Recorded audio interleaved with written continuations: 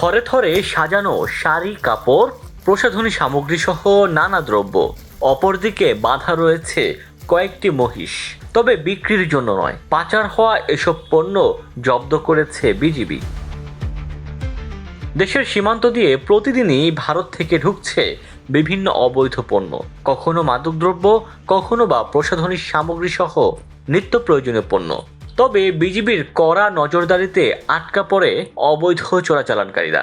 এরই ধারাবাহিকতায় এবার সিলেট ও সুনামগঞ্জের বিভিন্ন সীমান্তে অভিযান চালিয়ে জব্দ হলো ভারতীয় এসব সামগ্রী। বিজিবি জানায়, গোপন সংবাদের ভিত্তিতে সীমান্তে নজরদারি জোরদার করা হয়। বুধবার ও বৃহস্পতিবার টানা দুদিন অভিযান পরিচালনা করা হয়। সিলেট এবং সুনামগঞ্জ জেলার সীমান্তবর্তী এলাকায় সোনালীচেলা, কালাসাদেক, সোনারহাট, প্রতাপপুর, বিছানাকান্দি এবং উৎমা সীমান্তে অভিযান চালিয়ে জব্দ করা হয় শাড়ি, সানগ্লাস, সুপারি, চিনি, সাবান ও বেশ কয়েকটি মহিষ। পাশাপাশি জব্দ করা হয় চোরাকারবারে ব্যবহার করা পাথর উত্তোলনকারী নৌকা ও পিকআপ ভ্যান এবং ট্রাক। আটক হওয়া মালামালের মূল্য প্রায় 1,94,00,000 টাকা বলে জানিয়েছে বিজিবি।